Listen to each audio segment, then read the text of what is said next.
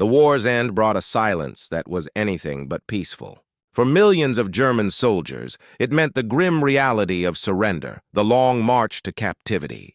But for the women of the Wehrmacht, the nurses, the auxiliaries, the flak helpers, their fate was a terrifying unknown. They were the silent casualties, the forgotten soldiers who had served a monstrous regime.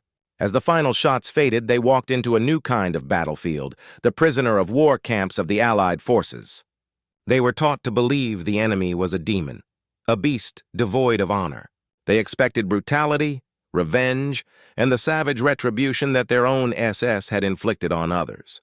They braced for the worst, their minds a fortress of fear built on years of Nazi propaganda. What they found, however, would challenge everything they had ever been told. The American GIs, the men they were conditioned to hate, did not meet them with vengeance but with something far more disarming. A quiet, almost unsettling, respect. The final days of the war were a maelstrom of chaos, a collapsing world where the very ground seemed to tremble with the death rattle of the Third Reich. For Gisela, a 20-year-old signals auxiliary in a flak battery near Berlin, the end came not with a bang but with a whimper. The air, once thick with the roar of anti-aircraft guns, was now filled with a haunting silence, broken only by the distant rumble of American tanks. Her unit, a mix of exhausted young women and weary old men, had been ordered to hold their position until the last breath. But the last breath had come, and with it, the surreal order to surrender. They were no longer soldiers. They were captives. The sight of the American soldiers was jarring. They weren't the brutish, subhuman monsters depicted in Nazi propaganda. These were young men, many of them barely older than Gisela herself, their faces smudged with dirt, but their eyes filled with a weary professionalism. One of them, a clean-cut lieutenant with a kind face, approached their group. His German was broken, but his message was clear. Krieg ist vorbei. War is over. You will be taken to a camp. You will be safe. Safe. The word felt like a foreign concept. Gisela and her comrades were herded into a makeshift holding area, a field cordoned off with barbed wire. They stood together, a silent, apprehensive huddle of young women in their drab uniforms, their fear a palpable thing. They had heard the whispers, the stories of what the Russians were doing to German women. And while the Americans were different, a deep-seated fear rooted in years of indoctrination made them wary. In the camp, the initial moments were a test of their resolve. They were lined up, their meager belongings confiscated. Gisela clutched a small photograph of her younger sister, a final connection to the world she had lost. An American sergeant, a large man with a stern expression, approached her. She braced herself for a shove, a cruel word, but he simply took her small rucksack, peered inside, and handed it back to her, leaving the photo untouched. It was a small act, but in that moment it was monumental. It was the first crack in the wall of fear and hatred that had been built around her. The Americans provided them with blankets, and to their astonishment, food. Not the meager, watery soup they were used to, but actual bread and a tin of what looked like meat. The women huddled together, sharing the food in a stunned silence. They ate like famished animals, the taste of real nourishment, a forgotten memory. Over the next few days, the camp settled into a surreal routine. The American guards were a constant presence, but their demeanor was baffling. They were respectful, almost detached. There were no leering glances, no crude jokes, no acts of aggression. The guards maintained a professional distance, treating them not as enemies but as people. This was the greatest shock. Gisela watched as an American medic carefully bandaged the wounded leg of one of her comrades, a young flak helper named Annalisa. He was gentle and meticulous, his hands moving with practiced care. He spoke softly. You will be okay. This will heal. Annalisa, who had been stiff with pain and fear, visibly relaxed, a glimmer of relief in her eyes. The acts of kindness were small but constant. They were given clean water and access to latrines, and the guards even brought them cigarettes and chocolate, simple luxuries that felt like a king's ransom. The psychological warfare of it was subtle and profound. The Germans had been taught to dehumanize their enemies, to see them as monsters. But these men were not monsters. They were simply soldiers doing their job, and in doing so, they were dismantling the very foundation of Nazi ideology. Gisela, who had been a true believer, found her faith in the Führer's narrative slowly eroding. The reality of her treatment was in stark contrast to the lies she had been fed.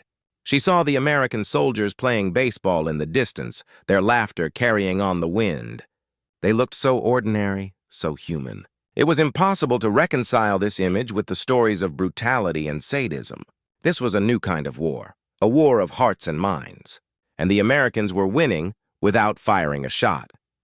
One afternoon, a young American soldier, a private named Thomas, stood near the barbed wire whistling a tune.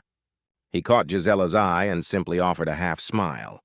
He didn't say anything, didn't make a gesture, just that simple human acknowledgement. It was a fleeting moment, but it lingered. It was a moment that transcended the barbed wire, the uniforms, the shattered world between them. It was a moment that made her question everything, a small seed of doubt planted in the fertile ground of her fear. She had been taught to hate, but how do you hate someone who shows you kindness? She was a prisoner of war, but in a way she was a prisoner of her own beliefs, and the Americans, through their quiet decency, were setting her free. She wondered what else was a lie. What other truths had been twisted beyond recognition, and what would happen when she was finally released and had to face a world she no longer recognized. The war was over, but her journey of discovery was just beginning. She had only seen the surface of this new reality, and she was about to be faced with the full depth of it. The journey to the permanent camp was a long, dusty march, a procession of silent, weary women under the watchful eyes of their American captors. Gisela and her comrades trudged along, their boots kicking up clouds of fine soil, their thoughts a whirlwind of apprehension and exhausted relief. The temporary camp, with its unexpected civility, had been a brief, strange respite. Now they were on the move again, deeper into the heart of occupied Germany, where the future was a more terrifying unknown. They passed through villages reduced to rubble, a grim testament to the war's destructive fury. The sight of their destroyed homeland was a visceral, painful reminder of the price of their devotion to the Reich. When they arrived at the main POW camp, the scale of it was staggering. It was a sprawling complex of barracks and watchtowers, a world unto itself. The camp, designated for women prisoners, was a microcosm of the defeated German nation. Thousands of women were already there, nurses with haunted eyes, flak helpers with stoic faces, and auxiliaries from every branch of the service. The air was thick with the scent of pine and the unspoken tension of so many lives in suspended animation. The processing was methodical and efficient. They were given new, clean uniforms, and to their immense surprise, a bar of soap and fresh towels. The small luxuries felt immense, a deliberate gesture of humanity. Gisela saw an older woman, a former nurse, break down in quiet tears as she held the bar of soap, a simple item that symbolized a return to dignity. The barracks were simple but clean, with cots and thin mattresses. It was an infinitely better fate than the brutal existence they had anticipated. The Americans, it seemed, had a system for everything, including a meticulously planned program for their female prisoners. The first few days were disorienting, a blur of roll calls and small tasks. The guards were omnipresent, but their presence was never threatening. They patrolled with an air of professional detachment, their rifles slung over their shoulders. One of the American sergeants, a tall, soft-spoken man named Johnson, was in charge of Gisela's barracks. He spoke little German, but his actions communicated more than words ever could. He ensured they had enough food and water and saw to it that the sick received medical attention. The most profound shift came with the implementation of educational programs. The Americans were not just housing them. They were actively trying to re-educate them. The initiative was called the Reorientation Program, a massive effort to dismantle the years of Nazi indoctrination. At first, the women were skeptical, even defiant. The lectures were held in a large mess hall where an American officer, a historian with a calm, deliberate voice, spoke of the atrocities committed by the Third Reich. He used photographs, documents, and newsreels, many of which the women had never seen. He showed them footage of the concentration camps, the emaciated survivors, the mountains of corpses. The images were gut-wrenching, an undeniable truth that shattered the carefully constructed fantasy of the Nazi state. Gisela, who had been a true believer, felt her stomach churn. The propaganda had told them the camps were re-education centers for political dissidents. It had been a lie, a monstrous, soul-crushing lie. Some of the women scoffed, their faces hardened with denial. "Propaganda," they whispered. "American lies." But as the officer continued, providing detailed accounts and official German documents, the resistance began to crumble. He spoke of the Jewish people not as the subhuman creatures of Nazi rhetoric, but as families, doctors, artists, and teachers. He humanized the victims, a deliberate act that forced the women to confront the full scope of the evil they had unwittingly served. Gisela sat in stunned silence.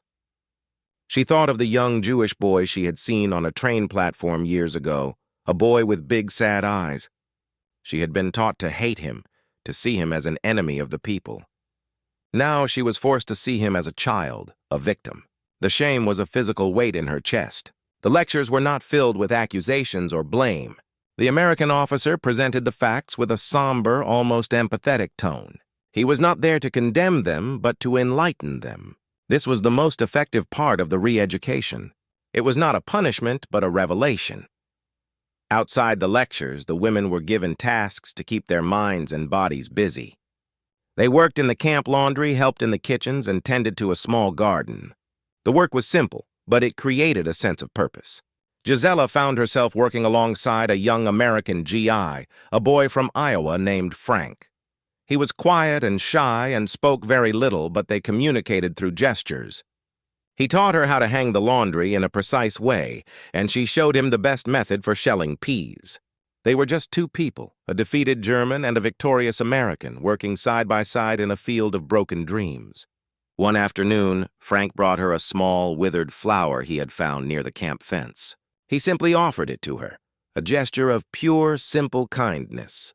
Gisela, who had not cried in months, felt her eyes well up with tears. The flower was a symbol of a fragile, newfound hope, a small sprout of humanity in the sterile ground of war. The camp was a strange blend of captivity and liberation. They were physically imprisoned, but their minds were being slowly, meticulously freed. The process was painful, a stripping away of all the lies and hatred they had been taught. It was like peeling back a scab to reveal a festering wound, but it was also a cleansing. Gisela felt the heavy weight of her past identity beginning to lift. She was no longer just a flak auxiliary of the Third Reich. She was a woman, a human being, a person capable of compassion and empathy. The American soldiers, through their respectful treatment and their quiet humanity, were forcing them to see themselves not as cogs in a war machine, but as individuals. The journey of self-discovery was difficult, and Gisela had to confront her own complicity, a crushing realization. She had much to atone for, and the road ahead would be long. She was a prisoner, yes, but she was slowly finding a kind of freedom she never knew she needed. The true test of this newfound clarity, however, was yet to come, and it would challenge everything she now believed.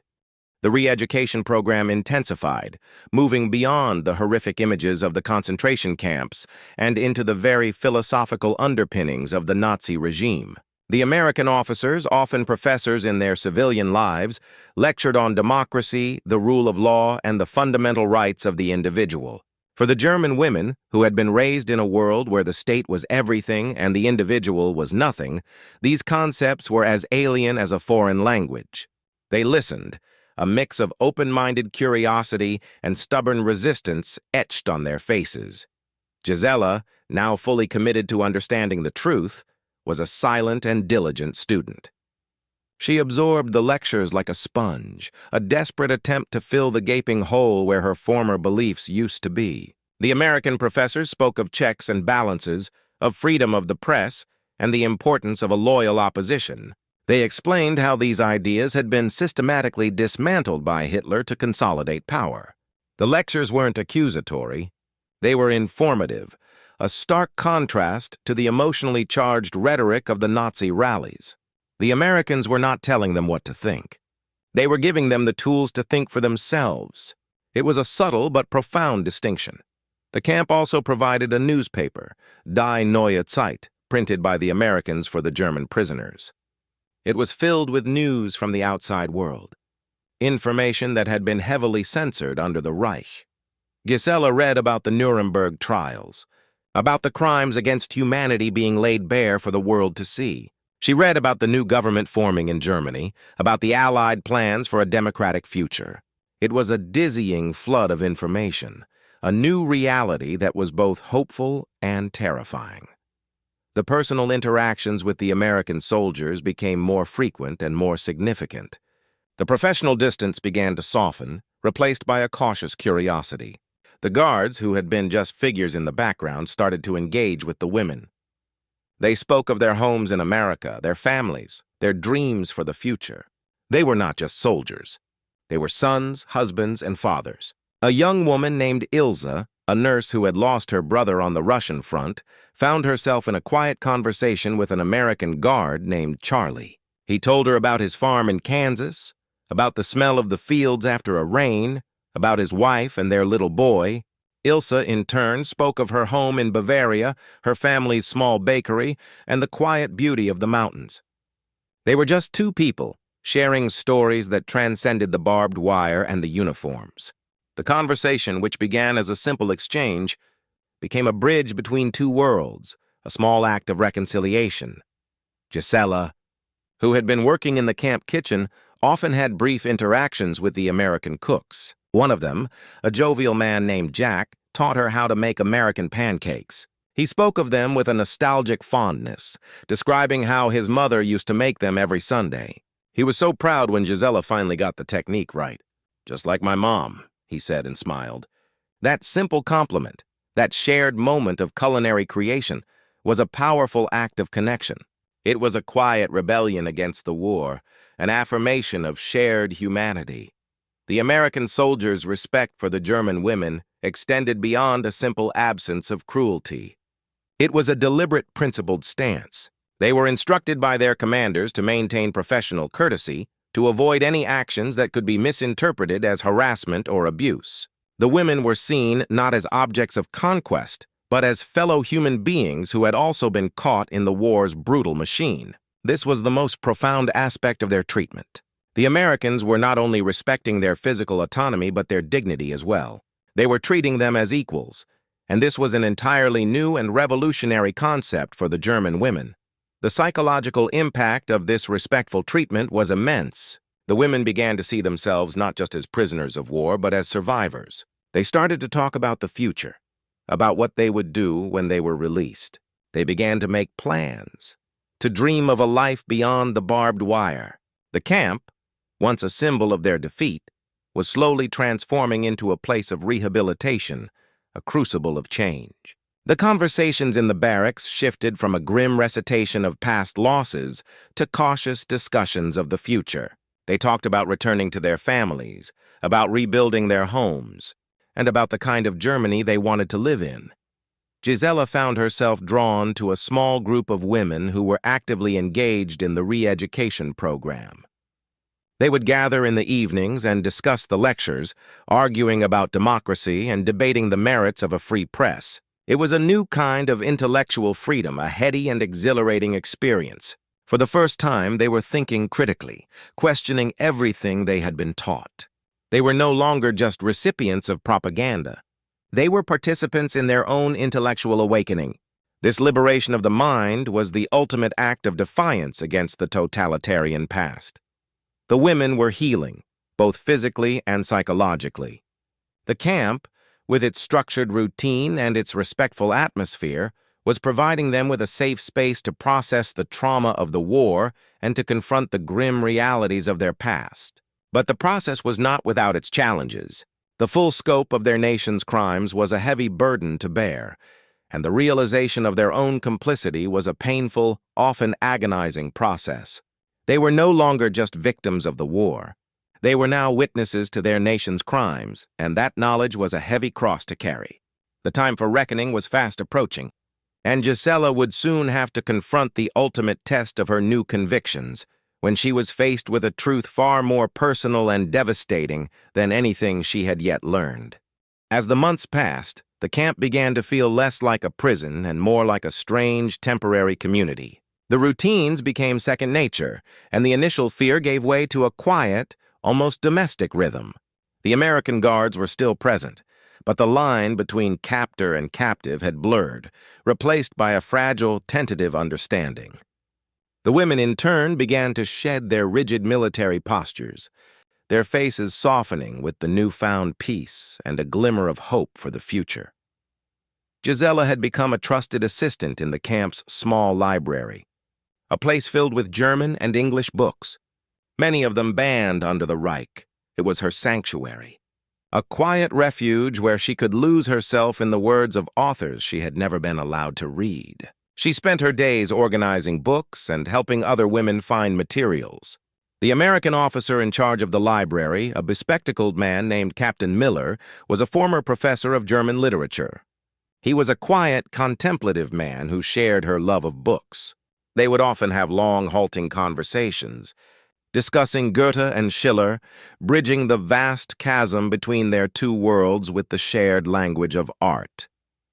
He never spoke of the war, and she never spoke of her past.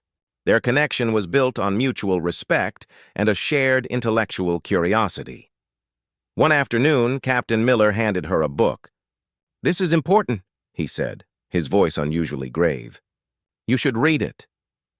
It was a slim volume, a collection of letters and diary entries from German Jews who had perished in the camps. Gisela took it back to her barracks, her heart a drum against her ribs. She read it over the next few nights, the words of the victims burning themselves into her soul. She read about the dreams of a young girl named Sarah who wanted to be a dancer. She read the final, heartbreaking letter from a father to his son, filled with love and despair. These were not statistics or abstract victims. They were people. They had names, faces, and stories. The horror was no longer a vague, distant concept. It was real, personal, and devastatingly intimate. The book was a final, crushing blow to the remnants of her old beliefs. The facts presented in the lectures were one thing, but these personal testimonies were something else entirely.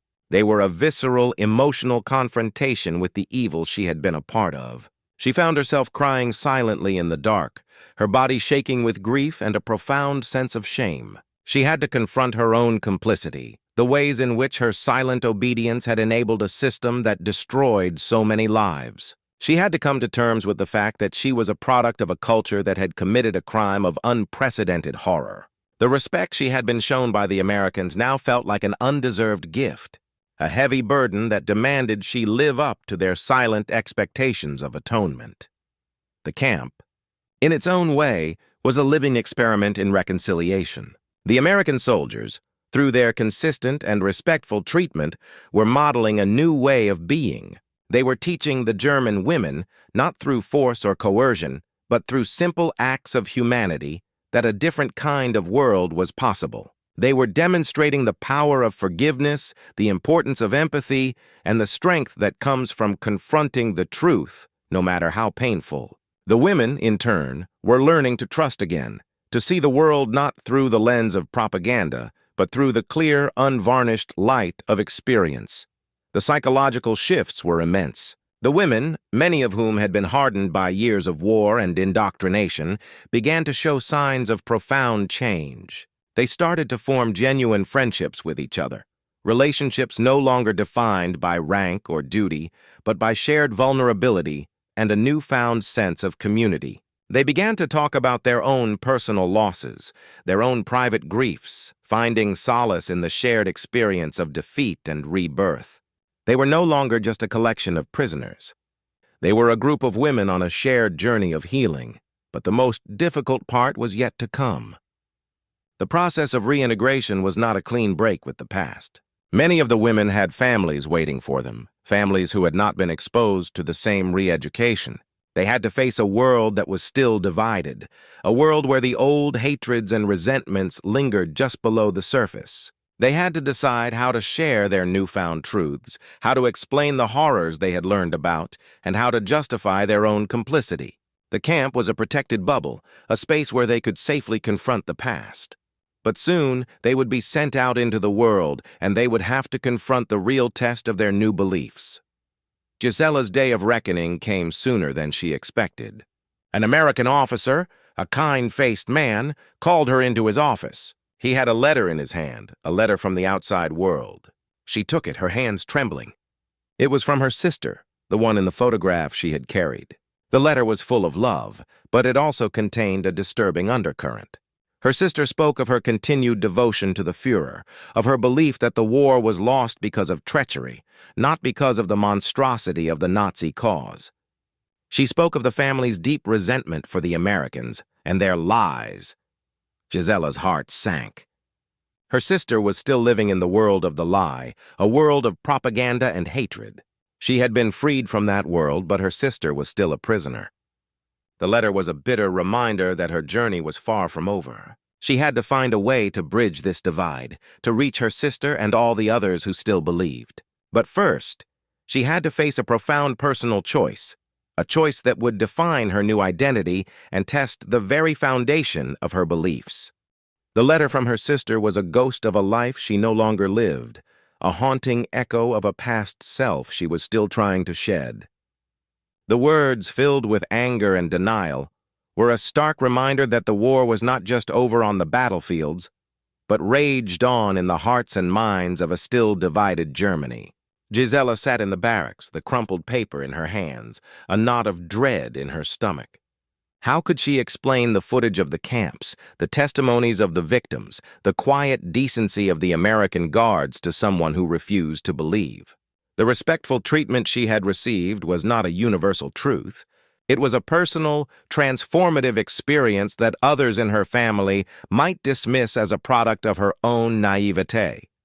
Her dilemma was not unique.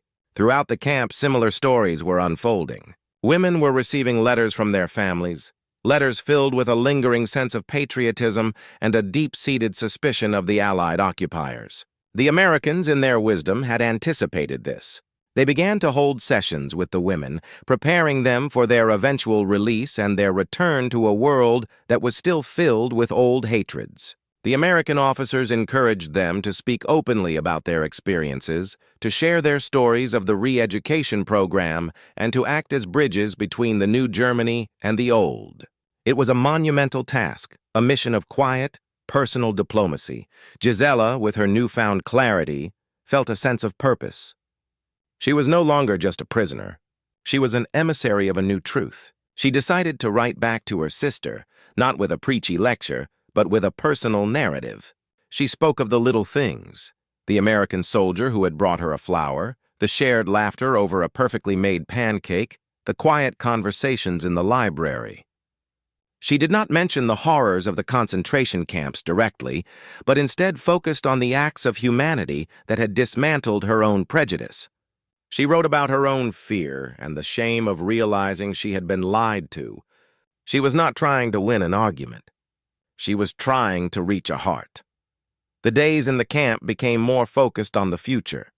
The women were taught practical skills like sewing and basic bookkeeping to help them reintegrate into civilian life. They were given small amounts of money, a symbolic gesture of their new status as citizens, not just prisoners. The American guards, who had become such a constant presence, began to feel like familiar figures, almost like neighbors. One afternoon, Gisela saw her friend, the American private named Frank, standing near the fence. He waved to her, a simple, friendly gesture. He had no idea the profound impact his small acts of kindness had had on her life. He was just a soldier doing his job. But his humanity had been a beacon in her darkest hour. The most powerful form of rehabilitation came from the women themselves. They began to form their own support groups, meeting in the barracks to talk about their fears and their hopes for the future. They talked about how they would explain their experiences to their families, how they would navigate the complexities of a new democratic Germany. They were a community of survivors bound not by a shared ideology, but by a shared journey of discovery and atonement. The American soldiers had laid the groundwork, but the women themselves were building the future. The camp was a testament to the power of a principled and humane approach to captivity. The American forces could have treated the German women with vengeance and cruelty, acts that would have been justified in the eyes of many. But instead, they chose respect. They chose a path of re-education and rehabilitation. This was not a soft approach. It was a strategically sound and morally courageous one. They understood that a lasting peace could not be built on a foundation of vengeance, and that the true defeat of an ideology comes not from physical destruction, but from the transformation of hearts and minds. Gisela, who had arrived at the camp a scared, defiant girl, was now a woman with a new sense of purpose. She was ready to face the world, not as a victim or a soldier, but as a witness to a great historical change.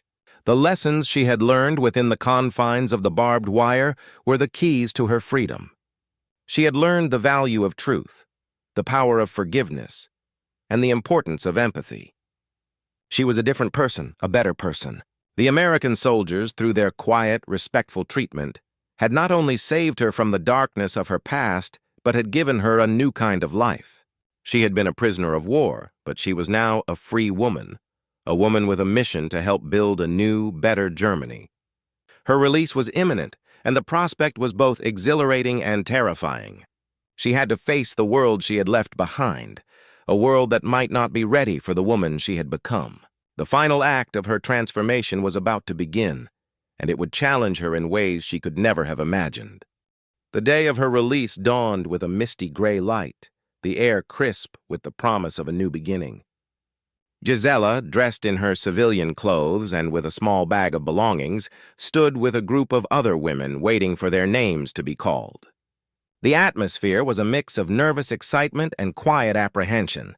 The camp, which had been their world for so many months, was now a memory, a strange and transformative chapter in their lives. The American guards, who had been a constant presence, stood by the gates, offering small, quiet farewells. They were no longer captors, but simply men who had witnessed their journey. When her name was called, Gisela walked toward the gate, her heart a drum against her ribs. She paused and turned to look back at the camp, the barracks, the watchtowers, and the faces of the women who had become her family.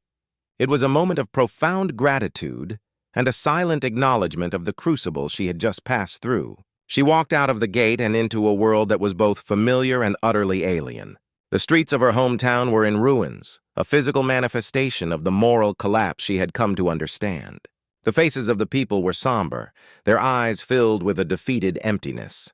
She was a ghost in her own land, a woman who had seen the truth in a world that still clung to the lie. Her sister, Anna, was waiting for her at the old family home, a small, half-damaged house near the town center. The reunion was a mix of a long-lost embrace and a strange, quiet tension. Anna was thinner, her face lined with the stress of the war, but her eyes held a spark of the old defiance. They spoke of small things at first, the state of the town, the fate of old neighbors, but the unspoken truth of their separation hung in the air like a thick fog. Finally, Anna broke the silence, her voice laced with bitterness.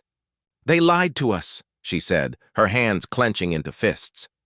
"They say we are criminals. They try to make us feel guilty." Gisela's heart sank. This was the moment she had been prepared for, the moment she had practiced for in her mind. She did not argue. She did not lecture. Instead, she took her sister's hand and spoke of the kindness she had received, the small acts of humanity that had chipped away at her own hatred. She spoke of the American soldier who had taught her how to make pancakes, and the officer who had given her a book of poetry. She did not use the language of political re-education. She spoke the language of personal experience. "They were not monsters, Anna," she said, her voice soft but firm. "They were men, and they treated us with a respect we didn't expect and that we did not deserve. And in that respect, they showed me who we really were."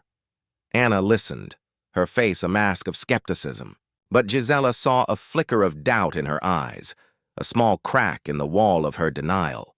This was a long war, she realized, a war of hearts and minds that would continue for a generation. She was just one soldier on the front lines, a quiet ambassador for a new kind of Germany. The respectful treatment she had received from the Americans was not just an act of kindness, it was a powerful act of moral warfare. It had disarmed her, broken down her defenses, and forced her to confront the truth. The Americans had won the war, but they had won her soul with kindness, and that was a victory that transcended any battlefield. Gisela spent the coming months working with other former prisoners, helping to form new organizations dedicated to reconciliation and democratic ideals. She wrote articles for the new, free press, sharing her story and the stories of other women who had been transformed by their time in the American camps.